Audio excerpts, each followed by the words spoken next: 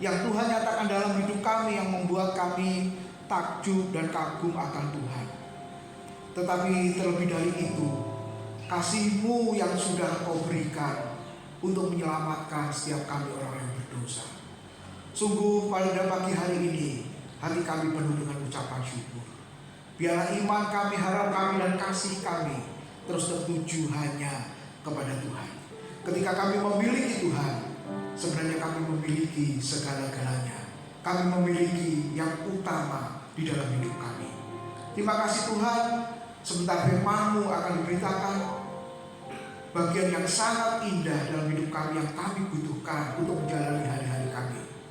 Kiranya Tuhan mempersiapkan diri kami untuk diberkati dengan kebenaran firman-Mu. Tidak ada seorang pun yang terlewatkan, dan tidak ada satu bagian dari kebenaran firman-Mu yang dicuri oleh si jahat itu. Oleh sebab itu Roh Kudus menolong setiap kami terus memberikan konsentrasi yang sangat baik terhadap firman-Mu. Terima kasih Tuhan, pakai hamba-Mu menjadi selalu berkat pada pagi ini. Rabi, biarlah firman yang berkuasa disampaikan pada pagi ini. Dalam nama Tuhan Yesus kami sambut firman Tuhan. Haleluya, amin.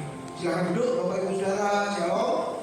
Ya, selamat pagi. Bersyukur buat hari ini kita boleh beribadah kepada Tuhan dan kita boleh merenungkan kebenaran firman Tuhan Bapak Ibu Saudara. Dan bahasan kita firman Tuhan pada pagi ini sudah sampai di kitab Yosua pasal yang ke-5. Nah, kalau saudara mengingat kembali saudara, di kitab Yosua memang ini kitab sejarah, jadi bentuk cerita. Ya, saya berharap Bapak Ibu membaca terlebih dahulu, itu lebih baik ya saudara-saudara. Siapa di antara saudara yang membaca kitab Yosua? Buku itu? Terus saudara baca apa kalau begitu? Baca Alkitab setiap hari, puji Tuhan. Sudah sampai di kitab? Oke. Berarti yang menjawab itu yang membaca saudara-saudara ya. Yang gak menjawab gak tahu kitab apa gitu ya. Malah ada yang kasih renungan nanti kitab Kejadian, celaka saudara. Belum waktunya itu ya. Nah saudara, kitab Yosua pasal 1 masih diingatkan, kuatkan teguhkan hatimu. Yosua memang tipenya saudara gentar. Nanti di bagian berikutnya berkali-kali di kitab Yosua kalau saudara membaca menemukan perintah supaya kuat, supaya teguh hati. Lalu firman Tuhan yang memberi kekuatan. Lalu pasal 2 kita ingat satu kisah tentang apa saudara? Ya, ini kalau ujian di sekolah begitu ya, kalau kuliah begitu ya. Tentang Rahab, anugerah dan orang berdosa. Lalu pasal 3 yang dikutbahkan Pak Kaleb kemarin, saudara, tentang apa saudara? Iya, Sungai Yordan yang terbelah. Kalau saudara baca di kitab suci dengan teliti, saudara, saya baca ulang, itu benar-benar takjub ya saudara. Kenapa? Karena kaki para imam yang mengangkut peti perjanjian itu diletakkan ke air, itu tiba-tiba airnya tersebab begitu. Ya, bahkan kalau saudara baca, air dari sebelah kanan dan sebelah kiri itu membentuk seperti bendungan. Saudara lihat ya, bendungan. Jadi benar-benar di tengah-tengah tanah yang kering orang Israel berjalan. Nah, kondisinya seperti apa? Nanti kita akan lihat. Lalu pasal 4 kemarin yaitu tentang batu peringatan. Mengingat apa? Mengingat karya Tuhan, bahkan mengingat Tuhan sendiri. Nah, sekarang di pasal yang ke-5, saudara, ayat 1 dan seterusnya. Nah, saudara lihat ya, kita merenungkan di sana. Dan sekarang kita masuk ke pasal 5 ayat yang pertama terlebih dahulu. Mari kita baca bersama-sama. 2, 3. Ketika semua raja orang Amori di sebelah barat Sungai Yordan dan semua raja orang Kanaan di tepi laut mendengar bahwa Tuhan telah mengeringkan air Sungai Yordan di depan orang Israel sehingga mereka dapat menyeberang, ciutlah hati mereka dan hilanglah semangat mereka menghadapi orang Israel. Perhatikan saudara, ciutlah. Ya, kalau itu digambarkan seperti cahaya lilin kemudian lama-kelamaan padam. Nah, itu arti ciut itu seperti itu saudara. Lalu hilanglah semangat para raja-raja itu untuk menghadapi orang Israel. Nah, pertanyaannya, kenapa itu, jawabannya di atasnya itu ya.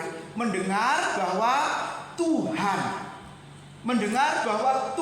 melakukan karyanya, Tuhan melakukan pekerjaannya, Tuhan melakukan apa saudara? Kekuasaannya dinyatakan, sehingga membuat raja-raja itu ciut hati dan hilanglah semangat untuk menghadapi orang Israel. Nah Bapak Ibu, kadang-kadang kita ini sebenarnya kagumnya sama siapa? Kalau kita belajar tokoh-tokoh Alkitab, kagum sama Abraham. Kenapa saudara kagum sama Abraham? Ini renungannya Bu Lisa ya, Roma kemarin. Kenapa kagum sama Abraham? Hah? Oh, imannya. Terus setia menanti janji Tuhan. Nah ini renungannya Bu Lisa kemarin itu ya saudara, 5 menit. Bagus saudara. Ya, saya mendengar nomor 1 karena saya yang upload saudara. Gitu ya. Jadi berbahagialah yang upload duluan karena dia mendengarkan nomor 1. Kan mesti di-download dulu, dengar dulu baru upload. Ya karena imannya, karena kesetiaannya. Betul ya saudara. Terus karena apa saudara? Nah, ketika kita kagum sama Bapak Abraham, terus Tuhan memberkati kan, saudara, tanah Kanaan itu akan menjadi milikmu. Amin, saudara. Amin. Saudara juga mau berkat tanah perjanjian itu, amin. Tapi mau nggak hidup seperti Abraham? Nggak mau, saudara. Kalian begitu ya. Terus Musa juga kita kagum. Wah, kagum, saudara. Kagum kenapa? Coba lihat laut Teberau yang terbelah, saudara. Kata Alkitab gimana, saudara? Musa mengacungkan tongkatnya ya. Terus ketika terbelah itu digambarkan oleh Alkitab apa? Kedua sisi ya, saudara. Kalau sungai Yordan itu airnya seperti bendungan. Ya mungkin saudara bisa lihat air tapi nggak bisa saudara begini kan ya, karena kuatnya seperti bendungan gitu. Tapi kalau sungai, kalau laut Teberau, kata Alkitab apa, saudara? Kedua sisi itu ya, dan orang Israel berjalan di tengah laut yang kering itu dikatakan apa? Dua sisi kanan kirinya itu. Baca Alkitab enggak ini saudara? Ya ternyata belajar Alkitab pun juga ada caranya. Nanti di kelas kami saya ajarkan cara membaca Alkitab. Cara membaca diajari, iya. Ternyata kita baca nggak ngerti saudara. Kita membaca nggak tahu apa yang kita baca. Firman Tuhan mengatakan ketika terbelah, angin timur yang menahan kedua sisi ini. Wah, saudara, kira-kira kagum nggak, takjub nggak itu? Wah, itu luar biasa. Dan siapa lagi? Yosua.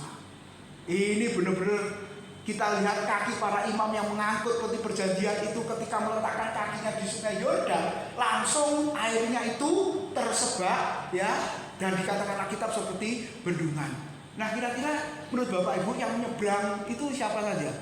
Wah, pasti tentara-tentara. Enggak loh Bapak Ibu. Ya, seluruh orang Israel dengan harta bendanya. Coba kalau bawa kambing domba itu kira-kira bisa cepat enggak? Terus bawa oma-opa kira-kira bisa lari cepat enggak?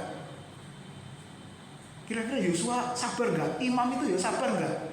Memangnya enggak kemeng apa berdiri di tengah-tengah sungai sambil ngangkat? Betul, mereka enggak beranjak saudara. Kalau saudara baca kisahnya, terus di tengah orang Israel berjalan di sungai yang kering itu sampai selesai. Dan ketika para imam ini keluar dari sungai itu, Alkitab mengatakan apa? Airnya langsung menyatu. Nah Bapak Ibu, kita kagum, kita takjub seringkali dengan tokoh-tokoh. Kenapa? Karena kita bisa mempelajari ya imannya, kesetiaannya, betul ya saudara ya, kesungguhannya. Kadang-kadang kita jadikan contoh. Ya memang nggak salah, tapi saudara mesti ingat, kita harus tahu di balik para tokoh itu kenapa bisa setia, bisa beriman. Itu siapa saudara? Harusnya Tuhannya yang membuat kita kagum, yang bekerja di dalam kehidupan para tokoh itu. Nah Bapak Ibu, kita mungkin juga mengalami hal yang sama ya Bapak Ibu. Di dalam perjanjian lama itu memang banyak mujizat. Kemarin sudah ditegaskan oleh Pak Sam ya, bedanya mujizat sama pemeliharaan sama pertolongan. Masih ingat? Yang pemeliharaan ternyata bukan hanya kita orang Kristen saja yang dapat. Semua orang itu yang disebut dengan common grace, ya, wahyu umum, anugerah umum, semua mendapatkan. nafas, semua dapat? Semua dapat ya saudara. Lalu hujan seperti tadi malam semua dapat? Ada yang nggak dapat? Diprediksi hari ini juga masih sama, bahkan tengah malam nanti katanya, saudara-saudara. Siapa yang rumahnya kebanjiran? Surabaya Barat katanya kebanjiran. Perumahan elit Citraland banjir. Rumahku malah enggak, kalah sama rumah Wiguna, saudara. Hampir saudara. Hampir ada yang tanya bagaimana rumah Wiguna? Hampir saudara, hampir masuk rumah airnya maksudnya. Kalau saja masuk rumah pun, wah itu mujizat juga saudara. Mujizat apa? Saya melihat dan saya bisa membayangkan Sungai Yordan waktu itu ya, pendek paling hanya 5 cm saudara, enggak apa-apa. Kalau dulu saya bersihin, sekarang enggak, tak biarin kering-kering sendiri. Nah itu mujizat saudara. Ya sisanya kita yang nyapu ngepel saudara, karena berepotan tanah dan lain sebagainya. Nah Bapak Ibu Saudara, keluar dari Mesir itu merupakan mujizat karena Tuhan yang memimpin dengan tangan yang teracung, betul? Pemeliharaan Tuhan apa? Yang nafas hidup kita. Pertolongan Tuhan apa? Dari hal yang kecil sekalipun Bapak Ibu, itu sebenarnya merupakan pertolongan Tuhan ya. Di padang gurun 40 tahun makan mana, itu pemeliharaan Tuhan, pertolongan Tuhan, dan juga mujizat jadi satu. Kenapa disebut mujizat? Tuhan yang lakukan. Kirim roti dari langit jatuh.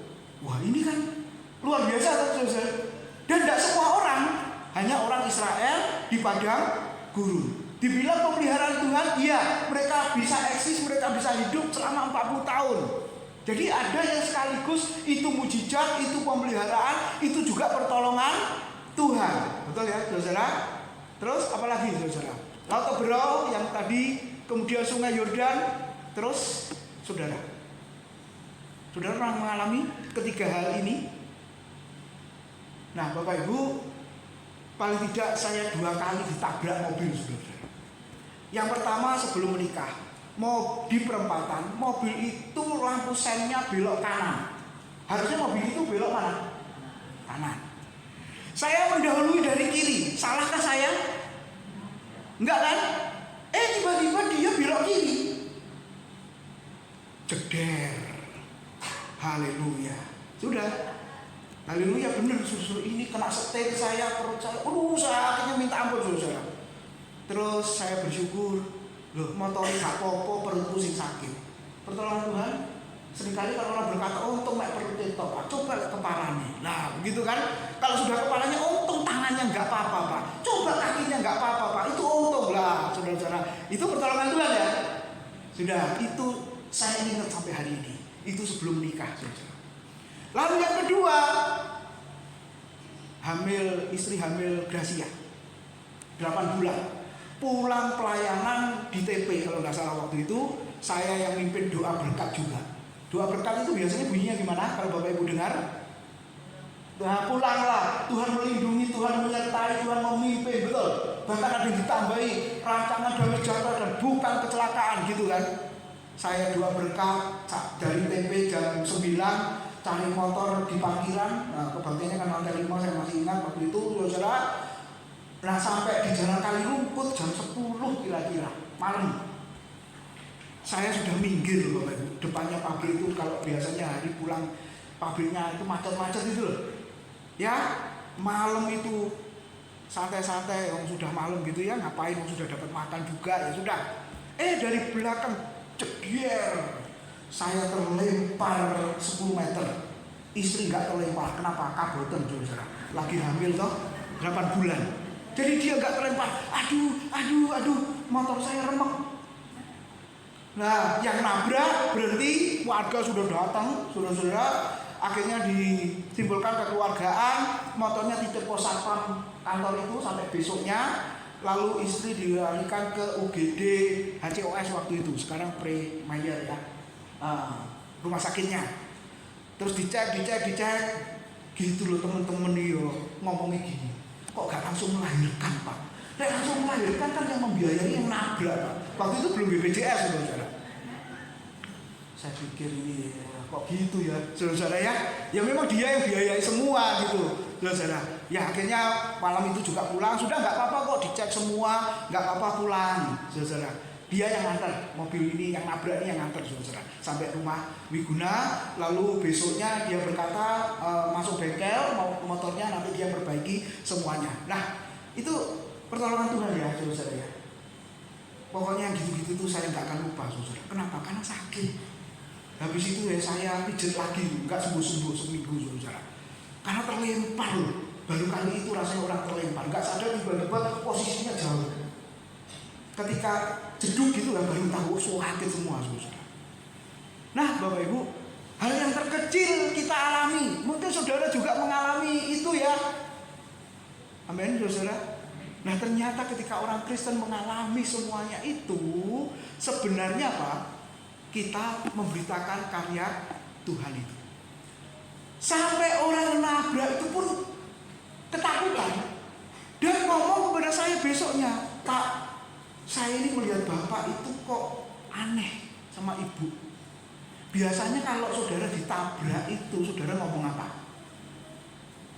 Ada miso-miso enggak? Ya? Sudah minggir kamu tabrak, atau biasanya ngomong keras, ngomong kasar, betul enggak saudara? Tapi saya sama istri itu diem. Yang nabrak berkata kepada saya ini heran, baru kali ini saya nabrak orang, yang saya tabrak diem. Oh berarti kok sering nabrak ya? Karena ugal-ugalan ya. Iya Pak, mahasiswa uner ternyata waktu itu saudara. Ambil kedokteran lagi. Saya tanya kan, biasanya kalau saya tabrak itu orang marah-marah, ngomel-ngomel, belum-belum sudah minta ganti rugi dan lain sebagainya. Tapi Bapak sama Ibu saya tabrak kok diem. Jawabannya apa? Ngempet loro. Nah saya ngomong gitu ya, ngempet sakit Mas, makanya nggak ngomel-ngomel. Waduh, terus dia tanya-tanya, Bapak ini kerjanya apa? Saya pendeta, kemarin malam kamu tabrak itu saya habis khotbah. Aduh, celaka, kualat aku Pak. Ampuni ya Pak, minta maaf ya Pak. Nah Bapak Ibu, lihat ya. Jangan sampai kita anak Tuhan, orang Kristen, orang berkata apa? Ya wis pantes orang Kristen tuh mulutnya model itu ya, saudara. Sampai ada khotbahnya Romo itu ya, saudara-saudara dicuplik. Kalau para perempuan itu berkumpul 2 atau 3 orang perempuan berkumpul, Yesus meninggalkan mereka. Kenapa? Karena yang diomongin macam-macam saudara-saudara. Betul enggak? Lu kok diem? Bisa pasti dengerin Romo siapa ini saudara. Romo itu khotbahnya hebat-hebat, lucu juga saudara. Kalau para wanita berkumpul 2 atau 3 orang yang walaupun ngomongnya atas namaku, aku meninggalkan mereka. Bukan hadir di tengah-tengah mereka, tapi meninggalkan mereka, kan nggak tahu apa yang diomong saudara. Nah pertanyaannya, memberitakan karya Tuhan, pekerjaan Tuhan, dan akhirnya orang mengagumi, orang takjub saudara. Sama seperti para raja tadi, ketika melihat karya Tuhan, menyaksikan karya Tuhan. Rahab juga melihat, kami mendengar Tuhan sudah bekerja mengeringkan laut. Waduh saudara, akhirnya mereka memuji Tuhan atau sebaliknya. Nah, kenapa para raja tadi takut? Karena saya dan saudara orang percaya, orang Israel zaman itu memberitakan karya Tuhan yang besar. Dari hal yang sederhana, saya percaya Bapak Ibu pasti mengalami ya mujizat, pertolongan Tuhan, pemeliharaan Tuhan. Nah bedanya kalau mujizat itu nggak terus-terusan ya Bapak Ibu ya. Dan yang kedua apa? Sesuai kebutuhan. Itu mujizat. Ya, oke. Terus kita boleh melihat apa? Nah seringkali orang fokusnya di mujizat.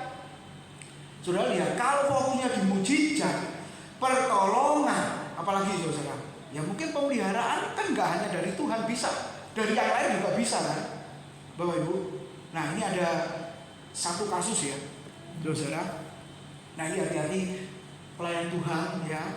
Ini public figure kan, betul ya. Apalagi pemain musik kalau mainnya bisa menikmati sampai goyang-goyang itu ya, bassnya enak ya. Saya juga pemain bass, tapi saya nggak goyang-goyang kayak gitu ya.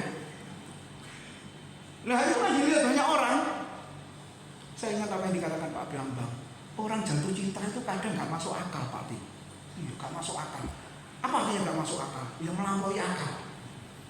Sudah punya suami, sudah punya istri, bisa jatuh cinta nggak? Lu bisa loh saudara. Akhirnya jaga hubungan itu nggak? Ya bisa. Lalu ketika ditegur, kenapa kamu lakukan itu? Kan sama pelayan Tuhan di gereja yang sama lagi. Memang waktu itu gerejanya besar Bapak Ibu ya, di kota besar. Kalau GBI Wiguna, di sini ya langsung ketahuan kan, karena ini gereja besar nggak ada yang tahu tuh suruh-suruh. Lalu ketika ditegur, jawabannya apa? Karena salah satunya ini lagi nggak punya duit, kerjaannya seret Bapak Ibu, dia pelayanan. Terus ada yang jatuh cinta, intinya lagi, lalu ada perempuan janda kaya jatuh cinta. Boleh nggak jandanya jatuh cinta sama yang laki ini? Loh kok saudara diem? Namanya janda itu kan boleh loh. Ya boleh kalau saudara. Anaknya 2 nggak ada di tempat, saudara. Suaminya udah mati, beri warisan luar biasa. Lalu yang laki karena sudah punya istri dan anak, lalu ditegur, jawabnya apa? Ini pertolongan Tuhan. Loh kok bisa pertolongan Tuhan? Iya, aku gak punya duit, di saat gak punya duit ada pertolongan Tuhan atau mujizat atau pemeliharaan Tuhan. Buktinya janda kaya itu mau dengan aku. Saya boleh pakai mobil sembarang di rumahnya, baju juga laundry, gak usah nyuci aku. Terus makanan juga dikirimin terus via Gojek. Itu kan berkat Tuhan, itu kan pertolongan Tuhan. Hati-hati Bapak Ibu. Ternyata 2 Tesalonika 2:9-10 mengatakan apa? Iblis pun bisa melakukan. Iblis pun bisa membuat mujizat, pertolongan, mungkin pemeliharaan juga. Tapi sifatnya apa? Dikatakan palsu. Langsung orang Kristen berkata itu bukan mujizat Tuhan, itu bukan pertolongan Tuhan, tapi itu iblis yang melakukan. Karena itu sebenarnya berdosa dan jahat di mata Tuhan. Nah hati-hati Bapak Ibu. Seringkali orang Kristen terpesona dengan yang namanya tanda, mujizat. Nah, ini jadi satu. Kalau khotbah minggu kemarin tanda itu artinya peringatan. Ya bedakan. Kalau tanda yang sama maksud di sini adalah tanda yang sama dengan mujizat. Itu ada di Yohanes pasal 4 ya, di Injil Yohanes. Itu tanda disamakan dengan mujizat. Hati-hati Bapak Ibu. Namanya tanda. Itu tandanya kemana? Saudara harus ke kanan loh. Betul ya? Saudara semua harus ke kanan. Betul? Apa ada saudara berhenti di bawahnya tanda itu? Ngapain gerombol di sini? Pasti diusir satpam dong saudara. Itu lihat tandanya. Harus ke sana, harus ke kanan. Apalagi saudara di mall yang dicari nomor 1 toilet. Toiletnya di mana itu? Oh, itu tandanya di sana. Ya, Pak Anton sudah sampaikan itu ya. Saya ingatkan lagi. Terus saudara maaf, pembuangan di bawahnya tanda toilet itu. Waduh, mallnya bagus, bersih, jadi kacau kan saudara. Pasti diusir satpam. Loh, Pak, toiletnya bukan di situ. Ke sana. Nah, Bapak Ibu, berarti tanda mujizat itu masih apa saudara? Setengah, separuh perjalanan. Saya tidak anti dengan mujizat, spektakuler apalagi, enggak saudara. Tapi kalau orang Kristen hanya mengalami mujizat, berhenti berputar-putar di situ, Tuhan itu baik. Kenapa? Karena Tuhan lakukan pertolongannya, Tuhan lakukan pemeliharaannya, Tuhan lepaskan aku dari A, B, C dan lain sebagainya. Sebenarnya orang Kristen itu masih setengah perjalanan. Harus kemana? Harus sampai ke tujuan. Yang dimaksud apa? Toilet ya toilet, parkir ya parkir, betul enggak, saudara? Nah tujuannya apa dalam hidup kekristenan kita? Mengenal Tuhan, sang sumber pembuat mujizat. Amin. Seringkali orang hanya mengenal mujizatnya tapi lupa dengan sumbernya.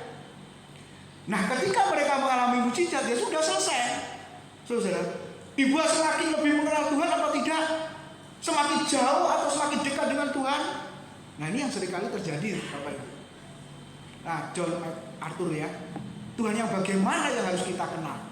Coba dia mengatakan begini, Allah memperlakukan Yesus disalib seolah-olah dia menjalani hidupmu, sehingga dia dapat memperlakukanmu seolah-olah kamu menjalani hidupnya. Maksudnya apa ini saudara? Allah memperlakukan Yesus disalib seolah-olah dia menjalani hidup saya, hidup saudara. Bukankah ada ayat firman Tuhan di surat Ibrani yang mengatakan apa? Kita memiliki imam besar yang apa saudara? Tidak seperti imam besar dalam perjanjian lama yang tidak apa saudara? Mengerti, memahami pergumulan umatnya. Imam besar Harun nggak ngerti orang Israel punya masalah apa, nggak tahu, dan mungkin nggak mau tahu, karena tugasnya hanya memimpin ibadah orang Israel. Tapi kita memiliki imam besar yang melebihi dari imam perjanjian lama. Dia apa saudara? Turut merasakan kelemahanmu, turut merasakan kesusahanmu, turut merasakan penderitaanmu, turut merasakan pergumulanmu. Jadi Bapak Ibu lihat, kalau ada orang yang berkata aku menderita, aku punya pergumulan yang berat, sebenarnya Yesus sudah menjalani sebelumnya. Yesus sudah melakukan terlebih dahulu, dia sudah mengalami terlebih dahulu. Kalau orang berkata aku sakit, Yesus pernah sakit enggak?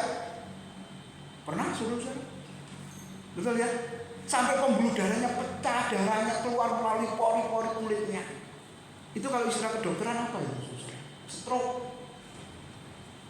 Betul enggak, saudara? Waktu dia berdoa, hatiku susah seperti mau mati rasanya. Itu terjemahan lain itu dia merasakan teror. Kita diteror pernah? Kita mengalami kesusahan dan kesedihan seperti itu, bahkan bukan hanya stres tapi depresi, mungkin lebih dari itu. Namanya apa, saudara-saudara? Kita mengalami, Yesus terlebih dahulu mengalaminya. Nah, kalau kita melihat, memandang, mengenal, mengetahui Tuhan yang seperti itu, harusnya apa, saudara? Sekarang kita harus hidup seolah-olah kita menjalani kehidupan Kristus. Kehidupan Kristus yang seperti apa? Nah, saya senang Tuhan itu memberikan gambaran figuratif. Kamu adalah terang. Itu terang apa, saudara-saudara? Terang lampu. Kalau di Filipi, kalau saudara baca, Paulus itu memberikan figuratif, kamu adalah terang. Itu bukan terang lampu, karena terang lampu bisa padam. Ya toh, saudara? Minyak juga habis, akhirnya bisa padam. Tapi dikatakan terang yang bercahaya seperti bintang. Saudara, bintang itu pernah tidak mengeluarkan cahaya enggak? Matahari termasuk bintang enggak? Iya, matahari itu termasuk bintang. Pernah enggak dia malu-malu atau ngambek, stop, berkata aku enggak menyinarkan cahayaku khusus di daerah Sukomanunggal? Pernah, saudara-saudara? Yo sekarang Pak, itu mendung, tapi mataharinya tetap bersinar kan? Iya, tetap bersinar. Nah, jadi orang Kristen menjalani kehidupan Kristus karena sudah mengalami karya Tuhan, mengenal Tuhan, Bapak Ibu, seperti itu. Bahkan pasal 18 mengatakan jangan kamu hidup menjadi seteru salib Kristus, musuh dari Kristus. Ngakunya orang Kristen, tapi hidupnya tidak seperti Kristus. Seperti yang saya ceritakan itu tadi, Bapak Ibu. Dia berkata ini mujizat Tuhan, ini pertolongan Tuhan. Padahal itu sebenarnya dari setan, dari iblis. Karena salah. Ya semoga dia dipanggil sama gembalanya, saudara-saudara. Karena gembalanya sudah tahu. Langsung stop pelayanan dan lain sebagainya. Supaya berubah, supaya bertobat. Lalu yang kedua. Nah ini yang penting ya Bapak Ibu. Ayat yang kedua sampai dengan ayat yang ke-9. Coba kita lihat di dalam Yosua pasal yang ke-5. Ayat yang kedua sampai dengan ayat yang ke-9. Ya, tapi ayat 2 saja.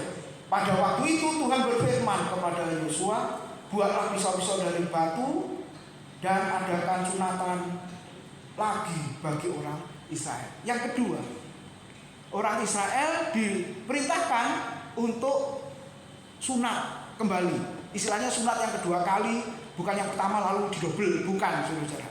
Sunat yang pertama dilakukan oleh orang Israel ketika mereka yang lahir di Mesir. Dan kita berkata semua mati di padang gurun, ya. Dan yang kedua, yang lahir di padang gurun atau yang lahir di Mesir tapi belum pernah sempat disunat, lalu di padang gurun, ya, barulah disunat, ya, saudara. Nah, kalau dalam perjanjian lama itu sunat fisik tanda perjanjian.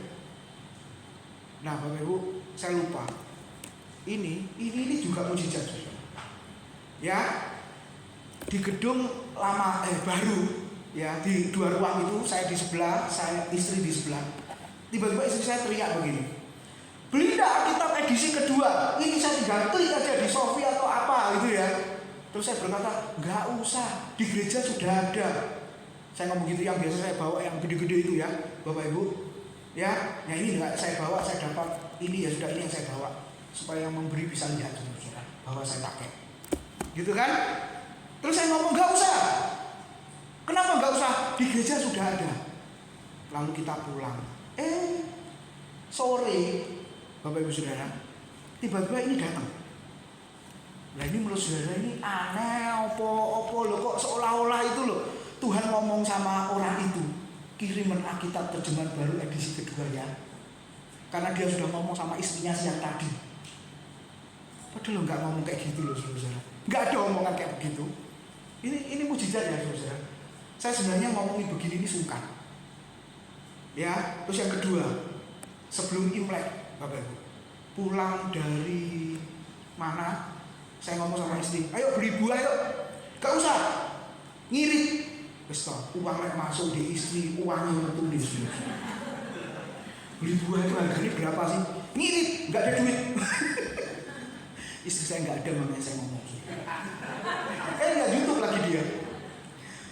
Ya saya ngomong gitu, ngirit, nggak ada duit.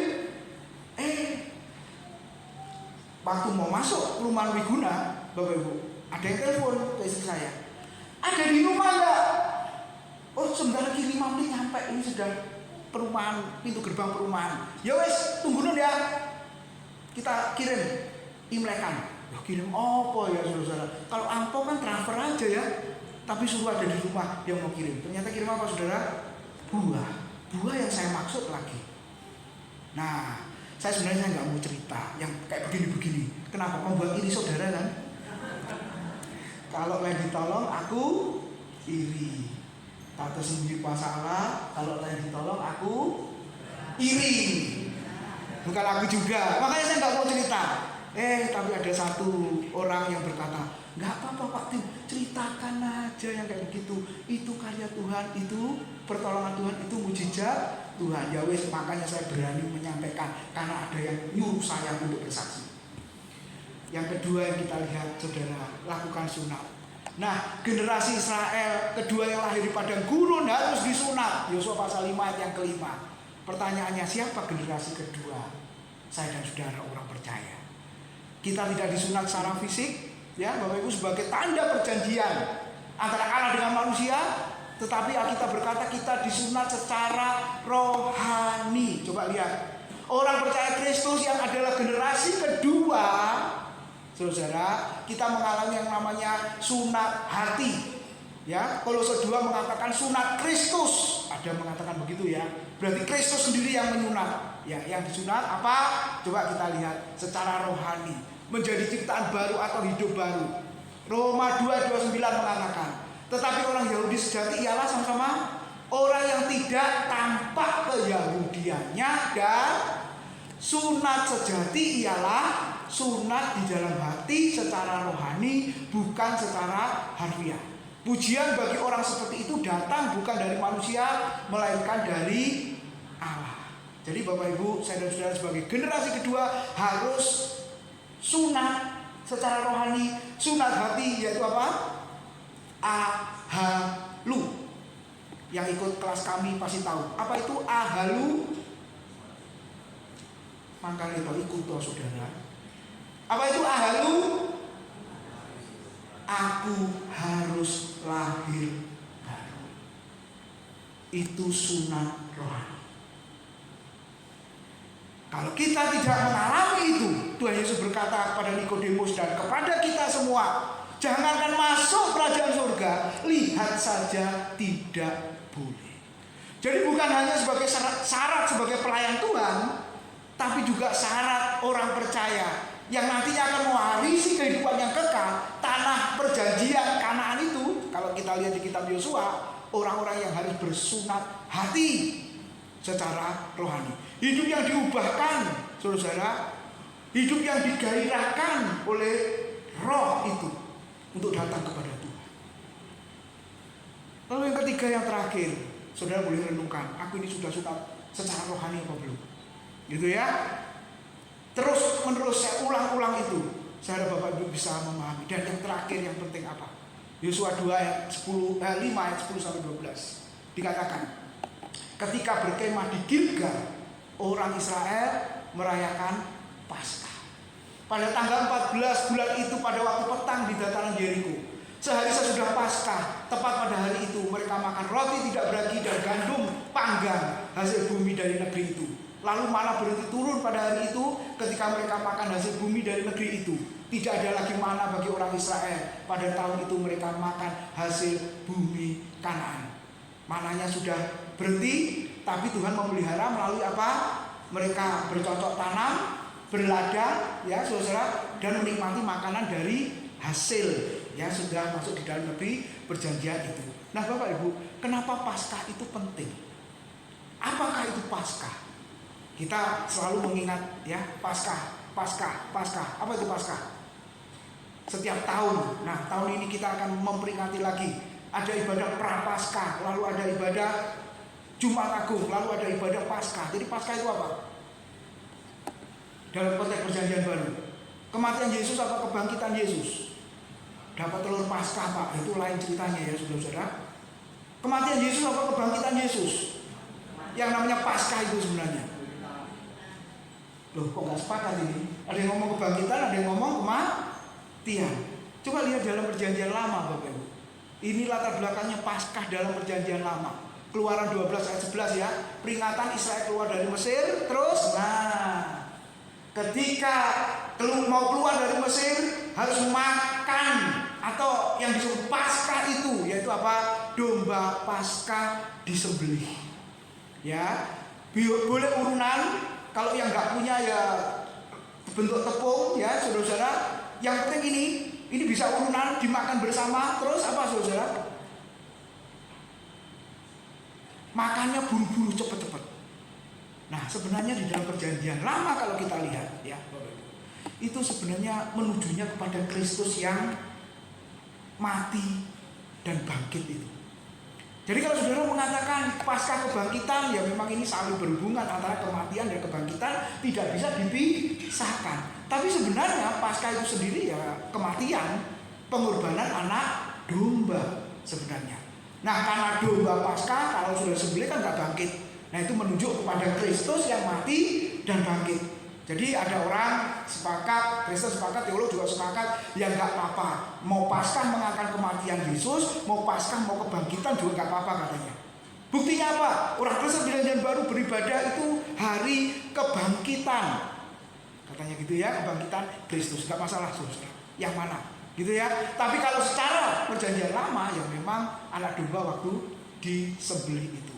Nah Bapak Ibu, ketika masuk di Gilgal, di kitab Yosua dikatakan apa? Aku menghapuskan celah Mesir. Celah Mesir yang seperti apa? Kamu diperbudak di sana berapa lama? 400 tahun. Ada yang nulis 430 tahun. Loh kok ada dua yang beda Pak? Sama-sama benar. 400 tahun karena generasi yang pertama Israel tidak dihitung. Tapi kalau 430 tahun berarti dimulai sejak keturunan Yusuf itu waktu masuk ke Mesir. Ya, jadi nggak salah ya. Jadi kalau ada orang lain yang bertanya kepada Bapak Ibu, jawabnya begitu. Nanti kelas kami ada kelas yang namanya apologetika. Wah keren ya saudara. Nanti akan membahas tentang hal yang sulit lalu bagaimana jawabnya periode berikutnya Bapak Ibu saudara. Nah lihat, jadi ketika kamu masuk Gilgal, Yosua berkata, Tuhan berkata kepada Yosua, aku menghapuskan celah Mesir dari antaramu. Artinya apa saudara? Ketika saya sudah merayakan Paskah, kita diingatkan bahwa kita sudah keluar dari perbudakan dosa itu. Kita sudah percaya Yesus, kita sudah dilahirkan baru, ya toh saudara. Kita dihapuskan dari dosa yang sangat memalukan itu. Nah itu maknanya saudara. Jadi orang percaya harus memperingati Paskah dengan apa di situ? Kemurnian dan kebenaran. Coba lihat 1 Korintus 5 ayat 6 dan 8. Kemegahanmu tidak baik, sama-sama. Tidak tahukah kamu bahwa sedikit ragi membuat seluruh adonan mengembang? Buanglah ragi yang lama itu supaya kamu menjadi adonan yang baru sebagaimana kamu memang tidak beragi. Sebab anak domba Paskah kita yaitu Kristus juga telah disembelih. Karena itu marilah kita berpesta bukan dengan ragi yang lama, bukan pula dengan ragi keburukan dan kejahatan, tetapi dengan roti yang tidak beragi yaitu kemurnian dan kebenaran. Jadi Bapak Ibu, aplikasinya apa yang harus kulakukan? Nah sekarang khotbahnya dikasih begitu ya. Apa yang harus kulakukan supaya dibilang khotbahmu ada aplikasinya? Amin, saudara. Nanti semua pembicara akan saya beginikan, saudara. Pak, kasih aplikasinya Pak. Tulis kalau perlu supaya jelas. Loh kenapa? Karena ada yang berkata khotbahnya nggak ada aplikasi. Loh ya nggak mungkin toh. Khotbah kok nggak ada aplikasinya? Ada yang ngomong gitu loh saudara ya. Jadi apa yang harus kulakukan? Apa yang harus saudara lakukan? Sama-sama tadi berpesta. Siapa yang pernah datang ke pesta? Pestanya jam 1 siang. Saudara persiapannya jam berapa? Kalau yang laki sih nggak persiapan nggak apa-apa ya, koboi soalnya. Kalau yang perempuan, yang senyum-senyum, persiapannya jam berapa? Jam 9. Berapa jam tuh supaya waktunya? 3 jam kira-kira ya. Kenapa kok sampai lama 3 jam begitu? Rambutnya belum dibentuk Pak, alisnya belum dibentuk Pak, bedaknya juga belum Pak, liftingnya juga belum Pak. Iya toh? Pesta toh saudara? Apa acak-acakan begitu? Enggak kan? Saya masih ingat ada seorang yang berkata kepada saya, kalau kamu beribadah kepada Tuhan, bahkan melayani Tuhan, harus baju, celana, kaos kaki bersih. Wah ini maksudnya apa Pak bersih? Jangan sampai pakai celana atau baju yang dipakai kemarin. Ada yang pakai celana kemarin, ojo angkat tangan, ojo angkat tangan. Ada yang pakai baju kemarin, gak usah angkat tangan. Tapi saya pikir omongan ini benar. Kenapa saudara? Menghadap Tuhan. Kenapa? Pesta. Amin Bapak Ibu. Jadi mulai yang akan datang, entah ibadah doa malam atau komsel, apalagi komsel, Zoom, wes toh ketok asli ini kabeh Zoom gitu ya. Wes gak poles-polesan, asli ya kayak gitu ya. Ya sama tuh, bedanya Zoom online sama onsite kan gitu. Sama kan menghadap Tuhan tuh. Jadi mau bertobat sama-sama Bapak Ibu. Amin. Gak mau. Khotbah terus saya kalau sudah gak mau. Kenapa? Berpesta. Ada persiapan, betul ya saudara. Apalagi berpesta secara rohani. Saudara datang beribadah, saudara melayani Tuhan, itu adalah pesta rohani. Maunya musik, pujian, persiapan, latihan tadi ya. Saya jam berapa tadi sudah di bawah, saya dengar latihan. Walaupun latihan sih ada salah enggak? Tadi waktu opertune itu, loh senyum-senyum berarti ngerti ya. Sampai aku gak bisa nyanyi, aku ikut nada yang mana itu masalahnya tadi. Sama Pak Bambang juga kan, diam sejenak merenung. Iki ikut nada yang mana? Musiknya apa? Ujiannya? Gak sinkron soalnya. Tapi saudara pokoknya bengok ya Pak. Ya memang bengok saudara. Tapi ikut yang mana? Loh coba lihat. Sudah latihan saja masih salah. Tapi gak apa-apa. Yang lihat YouTube maklum kok. Padahal tak sebar mana-mana itu YouTube-nya. Wes ben, gak apa-apa. Artinya apa? Memang harus persiapan yang matang, persiapan yang lebih baik. Amin, saudara. Apa saja yang kita lakukan? Pelayanan terutama ini untuk Tuhan. Jadi mesti yang terbaik. Dengan kemurnian dan kebenaran serta secara rohani, ini yang harus diingat, Bapak Ibu. Ini yang harus kita lakukan. Ini dulu. Oke, ayo. Ada nggak saudara yang seperti itu? Ini hadir pesta apa masuk kamar tidur? Saudara pernah ketemu nggak pesta pernikahan seperti ini? Pernah ketemu nggak? Nggak ada saudara-saudara. Yang ada malah makan terus Sampai ada yang berkata sih harus makan sungguh-sungguh, malam gak makan Pak. Kenapa gak nampung lagi, gak kuat gitu ya? Makan apa saja. Ada yang bagus di sini Pak, kesempatan apa? Yang tidak pernah aku makan seumur hidup, aku akan makan. Nek saya sebaliknya, tak lihat gak cocok, aku gak makan. Jadi kalau pesta ngundang aku gak rugi saudara. Saya gak makan banyak-banyak. Ya, karena gak cocok. Rasanya gak cocok, gak makan. Harusnya kan dicoba dulu, betul gak? Dicoba dulu, enak, lanjut, gak enak, ya sudah. Betul gak? Tapi ada orang yang berkata, wah, ini ada berapa item ini Pak? Pak, meja sana tadi belum ya? Belum. Kesana Pak. Ada apa di situ? Wes toh, di sana ada. Di sana juga ada. Belum ini Pak. Oh, saya hanya di sini toh. Terus sana. Kayaknya mak rujak toh, ngapain rujak? Sana. Nasi apa lagi? Wes toh, di luar itu jangan makan nasi. Betul enggak saudara? Di rumah wes bener makan nasi. Di luar jangan makan nasi. Oh, ada betul. Nah, Bapak Ibu lihat, ke gereja itu pesta. Tadi memang Tuhan. Perhatikan, sama-sama baca, sama-sama. Masuk gereja tidak membuat Anda masuk surga. Tapi lah gak masuk surga. Kalau gak masuk gereja, langsung masuk neraka. Gitu aja.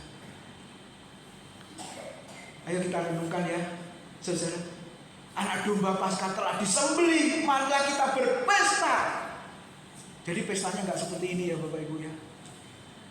Slide yang terakhir.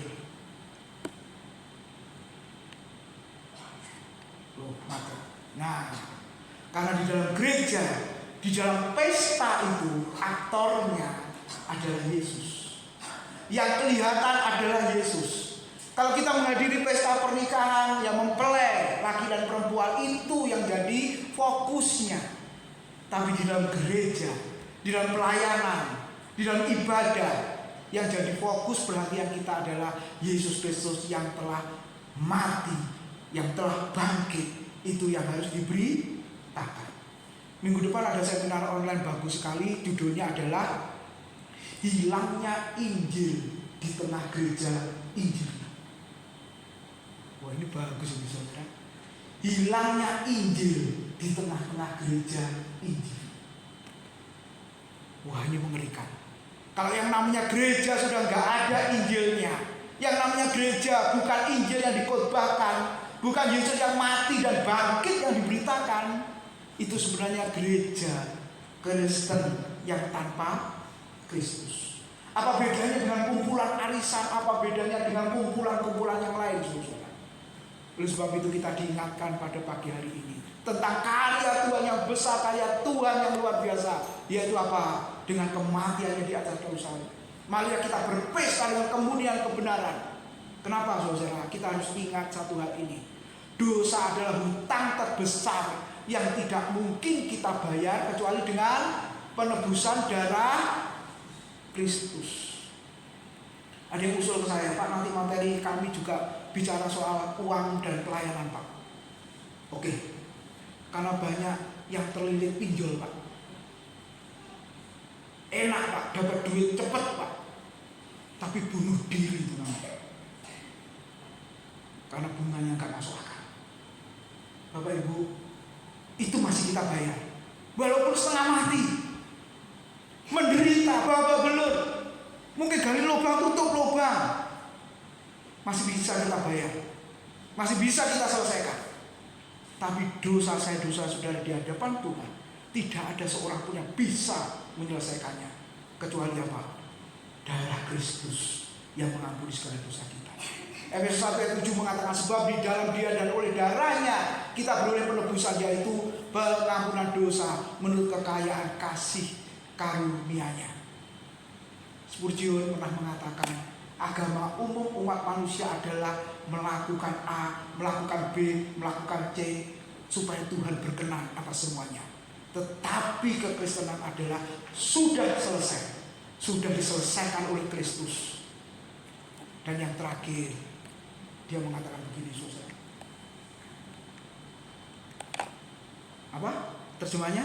Anugerah adalah ibu dan perawat dari kekudusan dan bukan membela dosa. Seringkali orang berkata, kenapa kamu berdosa? Enggak apa-apa, Tuhan ampuni kok. Kan dia beranugerah mengampuni dosaku. Jadi enggak apa-apa. Tuhan selalu ampuni. Aku buat dosa lagi, Tuhan selalu ampuni. Tuhan selalu ampuni. Aku besok buat dosa lagi, Tuhan selalu ampuni. Amin. Oh salah, saudara-saudara. Justru kalau Tuhan sudah ampuni, kita tidak buat dosa lagi. Nah, jadi kita menyadari karya Tuhan yang besar, anugerah Tuhan itu membuat saudara-saudara lebih lagi hidup benar, lebih lagi hidup dalam kekudusannya. Amin. Kiranya Tuhan memberkati kita.